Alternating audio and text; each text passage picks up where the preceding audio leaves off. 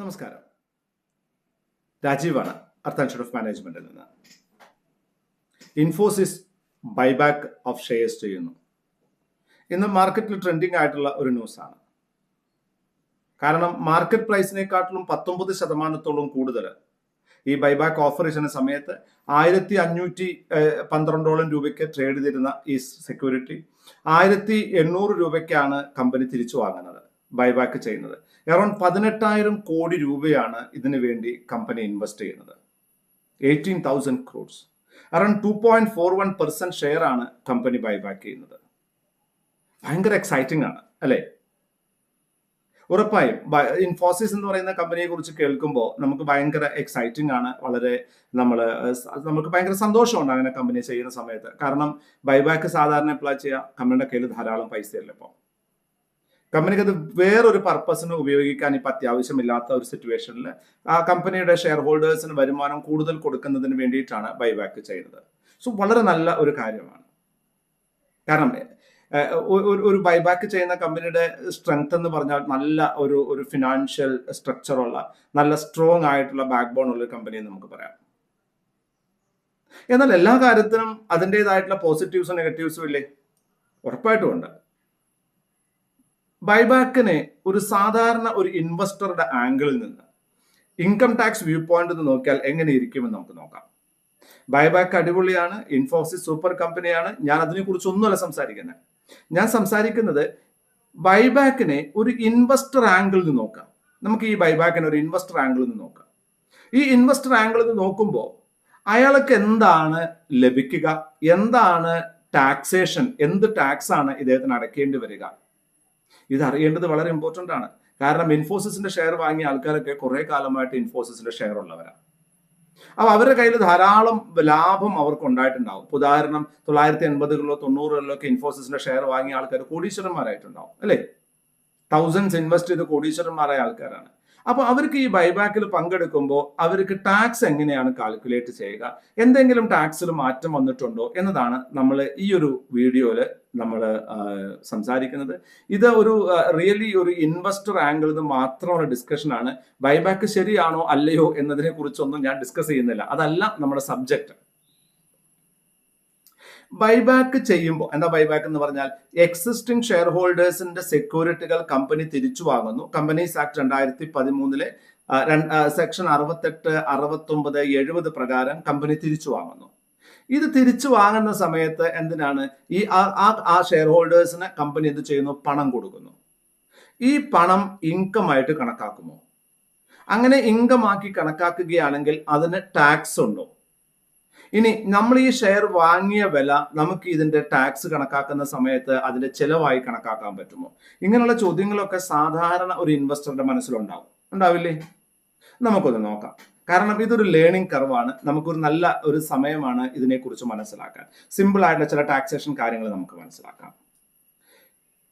ഇന്ത്യയിലെ income tax നിയമങ്ങൾ October 1, 2024 മാറിയത്.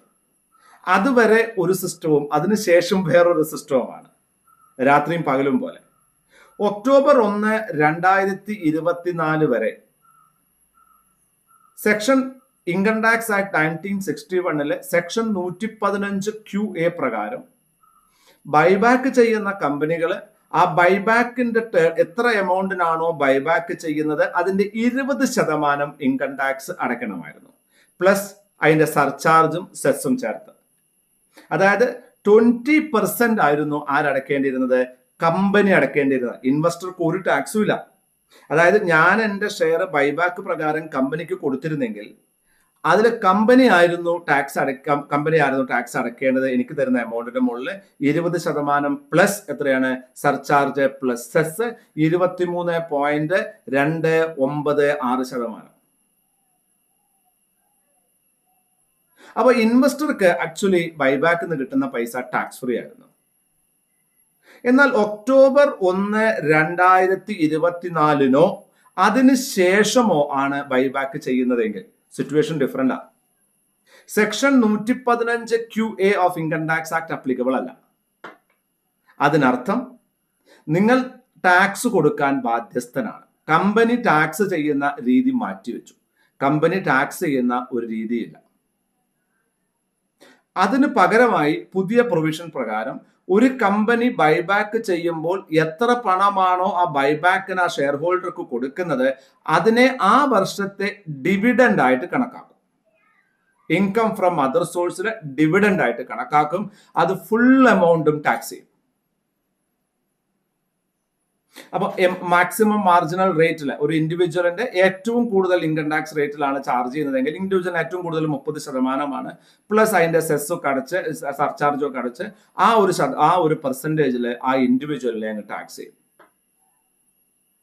അപ്പൊ ഡിവിഡൻഡ് ഈ ബൈബാക്ക് ടാക്സബിൾ ആണോ എന്ന് ചോദിച്ചാൽ ബൈബാക്ക് ഇപ്പൊ നടത്തുന്ന ഈ ഇൻഫോസിസിന്റെ ബൈബാക്ക് ഷെയർ ഹോൾഡർക്ക് ടാക്സബിൾ ആണ്. അയാളുടെ ടാക്സ് പെർസെന്റേജ് എത്രയാണോ ആ ടാക്സ് പെർസെന്റേജിലാണ് ടാക്സ് ചെയ്യുക. അപ്പോൾ ടാക്സ് ഉണ്ട്, ഇൻവെസ്റ്റർക്ക് ടാക്സ് ഉണ്ട്. ഇനി അടുത്ത ചോദ്യം, ഞാൻ വാങ്ങിയ സെക്യൂരിറ്റികൾ, ഞാൻ ആ ഇൻഫോസിസിന്റെ ഷെയർ വാങ്ങിയാലോ, ഞാൻ ഇൻഫോസിസ് ഉദ്ദേശിക്കുന്ന ഒരു എക്സാമ്പിൾ ആയിട്ട് മാത്രമാണ്. ഏത് കമ്പനിയാണോ ബൈബാക്ക് ചെയ്യുന്നത് ആ കമ്പനിയുടെ ഷെയറിന്റെ വാങ്ങിയ വില മൈനസ് വിറ്റ വില അല്ലേ സാർ ലാഭം, അതിന്റെ മുകളിലല്ലേ ടാക്സ് അടയ്ക്കേണ്ടത്? അങ്ങനെ ഒരു കൺസെപ്റ്റ് ഇല്ല ഇതിൽ നിങ്ങൾക്ക് കിട്ടുന്ന എല്ലാ പണത്തിനും ബൈബാക്കിന്റെ ഫുൾ എമൗണ്ടിനും നിങ്ങൾ ടാക്സ് അടയ്ക്കുന്നു. അതിനുശേഷം ഈ സെക്യൂരിറ്റി നിങ്ങൾ വാങ്ങിയിട്ടുണ്ടല്ലോ, ആ വാങ്ങിയതിനെ നിങ്ങളുടെ ലോങ് ടേം ക്യാപിറ്റൽ ലോസ് ആയിട്ട് കണക്കാക്കുന്നു. ക്യാപിറ്റൽ ലോസ്, അതിനർത്ഥം അത് ടാക്സ് ചെയ്യുന്നത് ക്യാപിറ്റൽ ഗെയിനിലാണ്, കൺസിഡറേഷൻ ഇല്ലാതെ. അപ്പൊ 0 കൺസിഡറേഷനിൽ വാങ്ങിയ വില മുഴുവനും ലോസ് ആയിട്ട് കണക്കാക്കുന്നു. ഈ ലോസിനെ നിങ്ങൾക്ക് അടുത്ത 8 വർഷം ക്യാരി ഫോർവേഡ് ചെയ്യാം. നിങ്ങൾക്ക് ക്യാപിറ്റൽ ഗെയിൻ വരുമാനം ഉണ്ടെങ്കിൽ മാത്രം സെറ്റ് ഓഫ് ചെയ്യാം. ഇതിലൊരു കുളത്തുണ്ട്.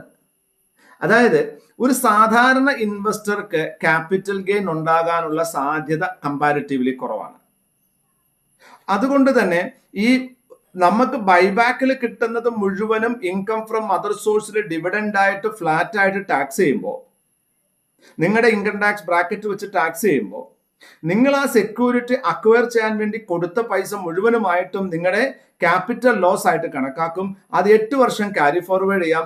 നിങ്ങൾക്കത് വേറെ ഒരു ഇൻകത്തിൽ നിന്നും നിങ്ങൾക്ക് എന്ത് ചെയ്യാൻ പറ്റില്ല, ഡിഡക്ട് ചെയ്യാൻ പറ്റില്ല. അത് എവിടുന്നേക്ക് അഡ്ജസ്റ്റ് ചെയ്യാൻ പറ്റത്തുള്ളൂ, ക്യാപിറ്റൽ ഗെയിൻ എന്ന് മാത്രം. അതൊരു ക്രിട്ടിക്കൽ ആസ്പെക്റ്റ് ആണ്. അതുകൊണ്ട് തന്നെ ഈ ഒരു ആംഗിളും കൂടെ നോക്കിയിട്ട്, നിങ്ങളുടെ ഇൻകം ടാക്സ് ആംഗിളും കൂടെ നോക്കിയിട്ട് വേണം. ചിലപ്പോൾ ഉദാഹരണത്തിന് ഇപ്പോൾ ഒരു എക്സാമ്പിൾ ഞാൻ പറയാം. നിങ്ങൾ ഒരു മാക്സിമം മാർജിനൽ റേറ്റിന്റെ, അതായത് 30% തൊട്ട് മുമ്പുള്ള ഏതെങ്കിലും റേറ്റിലാന്ന് വിചാരിക്കുക. നിങ്ങൾക്ക് ഈ ബൈബാക്ക് വന്നിട്ട് നിങ്ങൾക്ക് ഇത് 30% മുകളിലേക്ക് നിങ്ങളുടെ ഇൻകം ടാക്സ് റേറ്റ് പോവുകയാണെങ്കിൽ നിങ്ങൾക്ക് ഇതിന്റെ മുകളിൽ 30% ടാക്സ് ഉണ്ടായിരിക്കും. ഒരു സാധാരണ ഇൻവെസ്റ്ററുടെ ഈ ഇൻഫോസിസിന്റെ ഒക്കെ ഷെയർ വാങ്ങിയ ആൾക്കാരുടെ ഇൻകം ടാക്സുമായി ബന്ധപ്പെട്ട് നോക്കുകയാണെങ്കിൽ, ഇൻകം ടാക്സ് ആക്ട് പ്രകാരം നോക്കുകയാണെന്നുണ്ടെങ്കിൽ ഇത് ഭയങ്കര അട്രാക്റ്റീവ് ഒന്നുമല്ല. കാരണം കമ്പനി ടാക്സ് കൊടുത്തിരുന്ന ഒരു സിറ്റുവേഷനിൽ നിന്നും അതെന്ത് ചെയ്തു, അത് ഷെയർ ഹോൾഡർ ടാക്സ് കൊടുക്കുന്ന ഒരു രീതിയിലേക്ക് വന്നു. ഇവിടെ ബൈയിങ് പ്രൈസോ അല്ലെങ്കിൽ വേറെ ഏതെങ്കിലും എക്സ്പെൻസോ ഡിഡക്ട് ചെയ്യാൻ സമ്മതിക്കുന്നില്ല. അതിനർത്ഥം കിട്ടുന്ന എല്ലാ എമൗണ്ടിനും നമ്മൾ ഇൻകം ടാക്സ് കൊടുക്കണമെന്നാണ്. ഇതൊരു ഒരു ഒരു ഒരു ഒരു ഒരു ഒരു വല്ലാത്തൊരു സിറ്റുവേഷൻ ആണ്. അതിനാണെങ്കിൽ വാങ്ങിയ വിലയാണെങ്കിൽ ക്യാപിറ്റൽ ഗെയിൻ ആയിട്ട്, ക്യാപിറ്റൽ ലോസ് ആയിട്ടേ കണക്കാക്കത്തുള്ളൂ. അത് ക്യാപിറ്റൽ ലോസ് ആയിട്ട് ഡിഡക്ട് ചെയ്യാൻ സമ്മതിക്കത്തുള്ളൂ. 8 വർഷം ക്യാരി ഫോർവേഡ് ചെയ്യാം, ഒരു സംശയമൊന്നുമില്ല. ഭയങ്കര നെഗറ്റീവായിട്ട് തോന്നുന്നു ഞാൻ പറഞ്ഞത്. അങ്ങനെയല്ല. ഇതിനൊരു പോസിറ്റീവ് സൈഡ് പറയട്ടെ. ഈ ഈ ബൈബാക്കിന്റെ ടാക്സ് കമ്പനി കൊടുക്കുന്ന സമയത്ത് അതും കൂടെ കൺസിഡർ ചെയ്തിട്ടായിരിക്കും കമ്പനികൾ അതിന്റെ വാല്യൂ കണക്കാക്കിയിട്ടുണ്ടാവുക. അപ്പൊ അതുകൊണ്ട് തന്നെ ഇപ്പൊ ടാക്സ് കൊടുക്കുന്നത് ഷെയർ ഹോൾഡർ ആണെന്നുണ്ടെങ്കിൽ ഷെയർ ഹോൾഡറുടെ ആ നഷ്ടം കൂടെ കണക്കാക്കിയിട്ടായിരിക്കും ടാക്സ് കണക്കാക്കുന്നത്. അപ്പോൾ ഒരു ഡെഫിനറ്റ്ലി അത് ഒരു കോമ്പൻസേറ്റിംഗ് ആസ്പെക്ട് കമ്പനിയുടെ സൈഡിൽ നിന്ന് ഒരു തോട്ട് പ്രോസസ് ഉണ്ടായിരിക്കാം. പക്ഷെ എങ്കിൽ പോലും സ്ട്രേറ്റ് ഫോർവേഡ് ഒരു ഷെയർ ഹോൾഡർക്ക് ബൈബാക്ക് അത്ര വലിയ അട്രാക്റ്റീവ് ഒന്നുമല്ല. പിന്നെ നമ്മൾ സാധാരണ പറയുന്നത് പോലെ ബൈബാക്ക് നടക്കുമ്പോൾ കമ്പനിയുടെ ഇക്വിറ്റി ഷെയർ ക്യാപിറ്റൽ കുറയുന്നു. അപ്പൊ നമുക്ക് പ്രോഫിറ്റിന് ഡിവിഡൻഡ് കൂടാൻ സാധ്യതയുണ്ട്, ഇപ്പൊ ഷെയറിന്റെ വാല്യൂ കൂടാൻ സാധ്യതയുണ്ട്, ഷെയറിന്റെ ഏണിംഗ് പെർ ഷെയർ കൂടാൻ സാധ്യതയുണ്ട്, ബുക്ക് വാല്യൂ കൂടാൻ സാധ്യതയുണ്ട്, നല്ല സർവീസ് കിട്ടാൻ സാധ്യതയുണ്ട്, കമ്പനിയുടെ ഇമേജ് വർദ്ധിക്കും. ഇതൊക്കെ നമ്മുടെ നോർമൽ അഡ്വാൻറ്റേജുകളാണ്. പക്ഷെ ഞാൻ പറഞ്ഞു ആദ്യം തന്നെ ഇതൊരു ഇൻകം ടാക്സ് ആംഗിളിൽ നിന്ന് മാത്രമുള്ള അനാലിസിസ് ആണ്. ഈ ഇൻകം ടാക്സ് ആംഗിൾ നോക്കുന്ന സമയത്ത് October 1 അല്ലെങ്കിൽ ഒക്ടോബർ 1, 2024 ശേഷം, അതിനുശേഷമാണ് ഈ ബൈബാക്ക് നടത്തിയിട്ടില്ലെങ്കിൽ share holder have to pay 100% എമൗണ്ടിന് മുകളിൽ ഒരു ഡിഡക്ഷനും ഇല്ലാതെ അയാളുടെ ഇൻഡിവിജ്വൽ ബ്രാക്കറ്റിന് മുകളിൽ ടാക്സ് അടക്കേണ്ടി വരും. സംശയമുണ്ടോ? ചോദിച്ചോളൂ, ഞാൻ ഉത്തരം പറയാം. ഓക്കെ, സോ ഈ വീഡിയോ ഇതുവരെ കണ്ടതിന് താങ്ക് യു. ആൻഡ് അടുത്ത വീഡിയോയിലേക്കും this is CS Rajiv Tekketal signing off.